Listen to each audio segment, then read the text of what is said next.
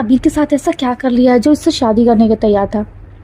उन्होंने सवालिया नजर से धवनी की माँ को देखा, जिसके एक्सप्रेशन से साफ पता चल रहा था कि उसे इस बारे में कुछ नहीं पता है।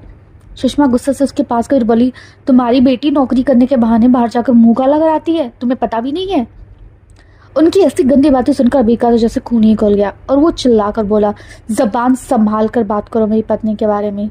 आगे अगर एक भी शब्द किसी ने इसके बारे में कुछ गलत कहा ना तो आई स्वेयर मैं तुम में से किसी को भी कभी आगे कुछ बोलने लायक नहीं छोड़ूंगा। Mind it. अबीर की इस धमकी और इस कमाल के डोमिनेटिंग ऑरा के सामने सबने अपना थूक गटक लिया था, सिवाय आनंद सेठ के। उसने गुस्से से अपने फूलों का हार खींचकर तोड़ा और फिर अबीर की गिरबान पकड़ने के लिए उसकी तरफ भागा। पर अबीर को छूने से पहले ही सबने गोली की आवाज़ सुनी। उन सब ने पीछे मुड़कर देखा तो पुलिस इंस्पेक्टर को वहां पर देखकर सब घबरा गए, पर आनंद सेठ खुश हो गया था। उसे लगा कि पुलिस उसके फेवर में है। वो जल्दी से उनकी तरफ मुड़ा और बोला, आइए सर आइए, और इस घटिया आदमी को पकड़कर जेल में डाल दीजिए। इसने मेरी होने वाली पत्नी को किडनैप किया और उससे ज़बरदस्ती शादी कर ली। वो पुलिस वाला भागकर अबीर के पास आया। सेठ ने अपनी आईब्रो उठाकर अबीर को देखा, जैसे उसे बता रहा हो, देखा मुझसे भिड़ने का नतीजा, मेरे सामने तो कुछ नहीं है। पर उसकी स्माइल जल्दी ही गायब हो गई जब उस पुलिस वाले ने बड़ी विनम्रता से अबीर को ग्रीट किया और बोला, अबीर सर सब ठीक है ना। अबीर ने भी उन्हें पूरी रिस्पेक्ट दी और बोला, ये घटिया लोग मेरी पत्नी के साथ जबरदस्ती शादी करने की कोशिश करते, प्लीज इन्हें कड़ी से कड़ी सजा दीजिए और इस आनंद सेठ को तो ना मरते दम तक जेल से बाहर नहीं आने देना। अबीर ने उन्हें ऑर्डर दिया, जिसे उस पुलिस वाले ने आराम से सर झुकाकर मान लिया। इंस्पेक्टर ने जब सेठ को खींचा तो वह हैरान रह गया। इससे पहले तो उससे बड़ी तमीज से पेश आता था क्योंकि वो उनके खर्चे पानी का पूरा ध्यान दिखता था, पर आज क्या हुआ। वो घबरा कर बोला, अरे आप ये क्या कर रहे हैं सर, आप जानते नहीं कि मैं कौन हूँ।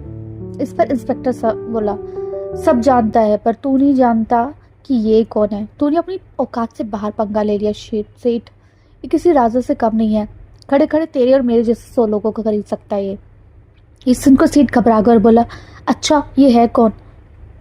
पुलिस वाला बोला, अबीर मल्होत्रा। पुलिस वाले ने उसे सीधे सीधे सब बता दिया। ये नाम सुनते ही आनंद सेठ की तो घिघिया बन गई। उसे पता भी था कि अगर उसे शहर में रहना तो उसे कुछ टॉप लोगों से बच के रहना होगा, जिनमें से सबसे टॉपर अबीर मल्होत्रा था। पर उसने कभी उसको देखा नहीं था। आज छोटी सी लड़की की वजह से उसने बहुत बड़ा पंगा ले लिया था। वो जल्दी से अबीर के पैरों में गिरकर माफ़ी मांगने लगा। सेठ भागकर अबीर के पास गया, बोला, साहब मुझे माफ़ कर दो, मुझसे गलती हो गई, मुझे माफ़ कर दो। सेठ ने अबीर के पैर पकड़ लिए और उसके आदमी भी हैरान होकर सेक कर देखने लगे। सेठ ने गुस्से से उनकी तरफ देखा और बोला, बेवकूफ़ो पैर पकड़ो इनको, इनके। ये अबीर मल्होत्रा। सुनते ही सारे गुंडे डर गए। उनने भागकर अबीर के पैर पकड़ लिए। सारा नजारा बदलता देखकर ताऊ जी के भी होश उड़ गए और आई का तो रो का बुरा हाल था। अबीर ने गुस्से में इंस्पेक्टर की तरफ देखा। इंस्पेक्टर अबीर को देखकर बहुत घबराया और उसने भागकर उन सबको पकड़ लिया और बोला, सर को तंग मत करो, डालो इन्हें गाड़ी में। वो चिल्लाया।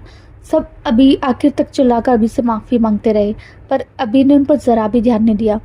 वह जैसे ही धवनी को उठाकर जाने लगा, धवनी के घर वाले हाथ जोड़कर अबीर की तरफ भागे, पर उस समय वो इतनी गुस्से में था कि उन्हें देख भी नहीं रहा था। उसने उन्हें हाथ दिखाकर रोक दिया तो वो भी डरकर वहीं खड़े हो गए।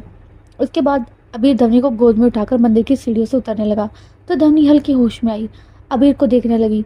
पीछे कोटों में गाना बजने लगा, मिली हो तुम हमको बड़े नसीबों से, चुराया है मैंने किस्मत की लकीरों से, तेरी मोहब्बत से सांसें मिली है, सदा रहना दिल के करीब होके। धवनी ने मुस्कुराकर अबीर को देखा और अपनी आंखों को फिर से बंद कर लिया और सोचा, बड़ा ही प्यारा सपना है।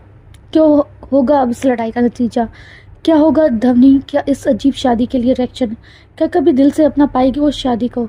धवनी के साथ कॉन्ट्रैक्ट मैरिज कर रहे अबीर ने अब ये क्या कर लिया है?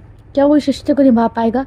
जानने के लिए बने रहिए सिर्फ मेरे साथ ओनली ऑन यूट्यूब पर। हेलो फ्रेंड्स, मैं हूँ